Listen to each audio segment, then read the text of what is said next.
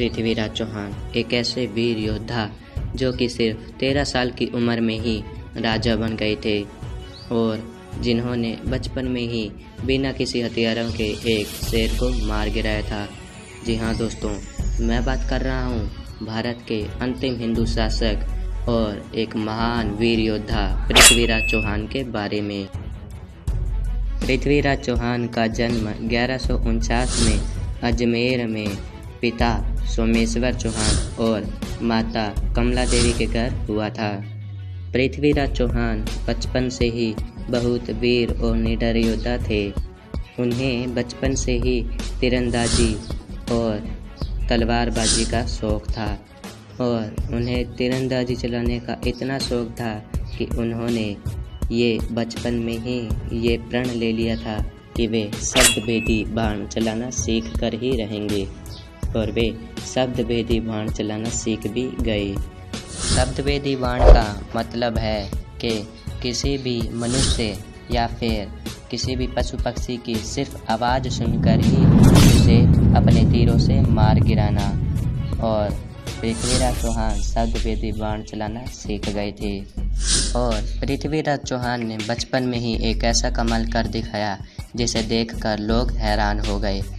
उन्होंने अपनी वीरता के सहारे बचपन में ही एक शेर को बिना किसी हथियार के मार गिराया था और फिर पृथ्वीराज चौहान के पिता की मृत्यु के बाद पृथ्वीराज चौहान ने अजमेर की राजगद्दी संभाली और सिर्फ 13 साल की उम्र में ही वे एक राजा बन गए। पर पृथ्वीराज चौहान की वीरता और साहस के कारण उनके नाना अनंतपाल जो कि दिल्ली के राजा थे, वे प्रभावित हो गए और इसी वजह से उन्होंने पृथ्वीराज चौहान को दिल्ली का राजा बना दिया और फिर उन्होंने दिल्ली के साथ साथ अजमेर की भी राजगद्दी संभाली और फिर धीरे धीरे पृथ्वीराज चौहान की प्रसिद्धि बढ़ती चली गई और इसी प्रसिद्धि के कारण कुछ लोग पृथ्वीराज चौहान से जलने लगे, जिनमें से एक थे कन्नौज के राजा जयचंद।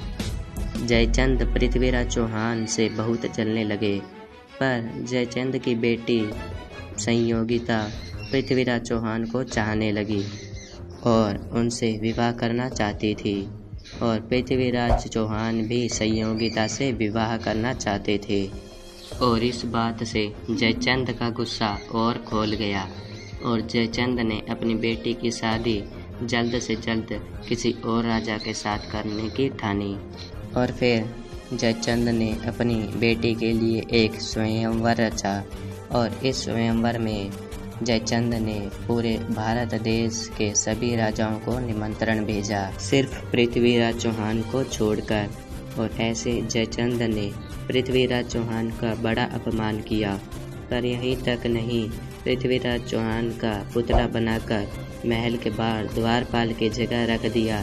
पर पृथ्वीराज चौहान को सब पता चल गया था और पृथ्वीराज चौहान ने एक योजना बनाई और फिर पृथ्वीराज चौहान द्वारपाल वाली मूर्ति के पीछे छिप गए और फिर जयचंद ने अपनी बेटी का स्वयंवर आरंभ किया और इस स्वयंवर में संयोगिता किसी भी राजा को वरमाला पहनाकर अपने पसंद का वर चुन सकती थी।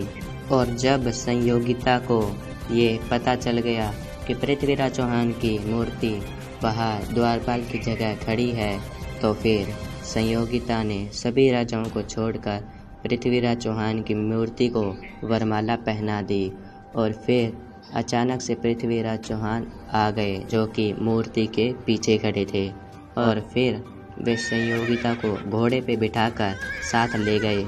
और जब जयचंद को ये सब पता चलता तब तक पृथ्वीराज चौहान संयोगिता को लेकर दिल्ली पहुंच गए और विवाह कर लिया और फिर जयचंद गुस्से से आग बबूला हो गया और जयचंद ने अपने इस अपमान का बदला पृथ्वीराज चौहान से लेना चाहा। और फिर इसी बीच अफ़गानिस्तान का शासक मोहम्मद शहाबुद्दीन गौरी भारत में अपने इरादे लेकर घुसा चला आ रहा था और इसी बीच उसने भारत में कुछ जगहों पर जंग के दौरान अपना कब्जा बना लिया और इसी तरह गौरी कई जगहों पर अपना कब्जा बनाता चला गया और फिर इसी जीत के चलते गौरी ने पृथ्वीराज चौहान के राज्य को निशाना लगाना चाहा। और फिर पृथ्वीराज चौहान को भी गौरी के युद्ध करने के बारे में पता चल गया और पृथ्वीराज चौहान और गौरी के बीच में युद्ध हुआ और ये युद्ध बहुत ही घमासान युद्ध था। पर पृथ्वीराज चौहान के सैनिक देश के प्रति मर मिटने वाले लोग थे और पृथ्वीराज चौहान के सेना ने गौरी के सेना को हरा डाला और युद्ध के दौरान पृथ्वीराज चौहान ने अकेले ही गौरी के कई सैनिकों को मार डाला था और अंत में विजय पृथ्वीराज चौहान की ही हुई और गौरी कायरों के भांति भाग खड़ा हुआ।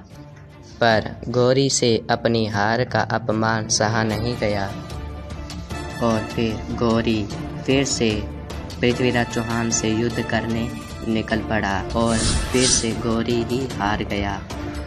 और ऐसा माना जाता है कि जब जब गौरी पृथ्वीराज चौहान से युद्ध करने आया तो वो हर बार हारता ही रहा और ऐसे करते करते पृथ्वीराज चौहान ने गौरी को 18 में से 17 बार हराया और 17 बार पृथ्वीराज चौहान की ही जीत हुई।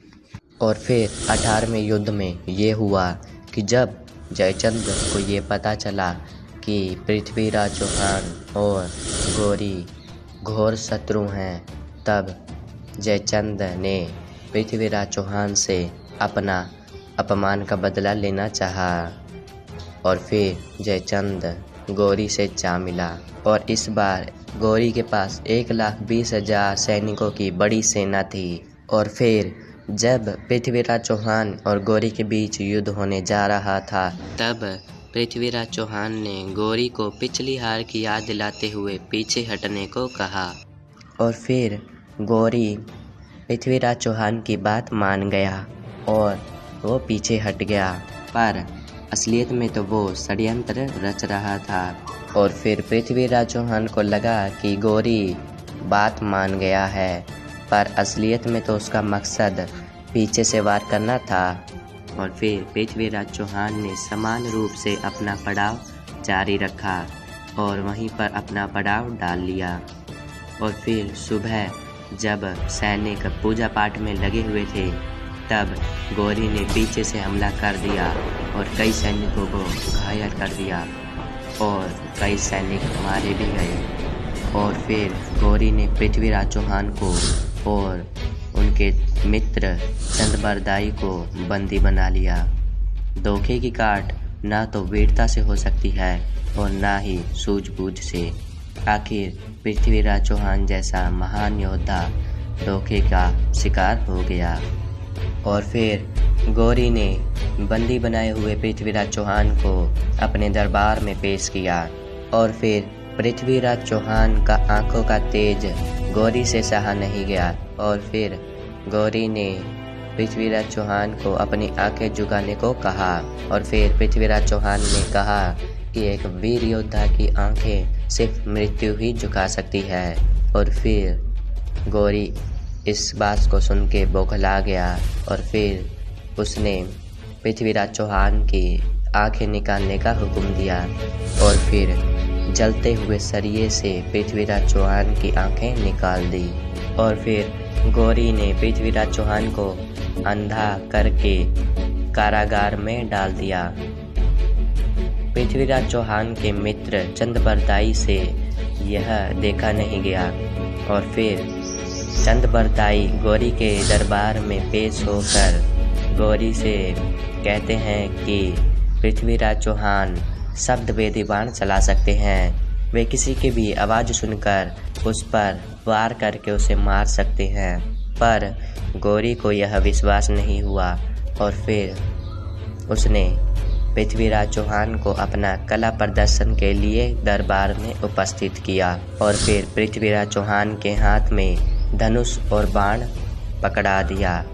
और फिर चंद्रबरदाई ने पृथ्वीराज चौहान को तीर चलाने को कहा, पर पृथ्वीराज चौहान कहते हैं कि मैं तो राजा हूँ मुझे तो कोई राजा ही आदेश देगा तभी मैं धनुष चलाऊंगा। और फिर गौरी आदेश देता है और कहता है कि धनुष चलाओ। और फिर पृथ्वीराज चौहान गौरी की आवाज़ से गौरी की दिशा पहचान लेते हैं और फिर चंद बरदाई एक दोहा पढ़ते हैं। 4 5 24 गज अंगुर अष्ट प्रमाण, ता ऊपर सुल्तान है मत चूके चौहान। इस दोहे में गौरी की दूरी बताई गई थी और पृथ्वीराज चौहान ने इस दोहे को सुनने के बाद गौरी की पूरी दिशा और दूरी पहचान ली। और फिर पृथ्वीराज चौहान ने अपने धनुष में से तीर छोड़ा और वो सीधा गौरी के सीने में जा लगा और इससे पृथ्वीराज चौहान ने गौरी को मार दिया। और फिर अपनी दुर्गति से बचने के लिए पृथ्वीराज चौहान और उनके मित्र चंद बरदाई ने एक दूसरे को तलवार मारकर अपना जीवन समाप्त कर दिया।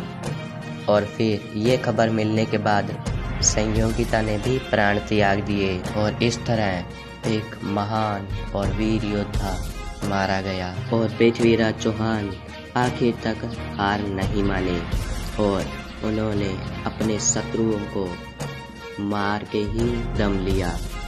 कहते हैं कि पृथ्वीराज चौहान और उनके मित्र चंद बरदाई का जन्म भी एक साथ हुआ और मरण भी एक साथ हुआ।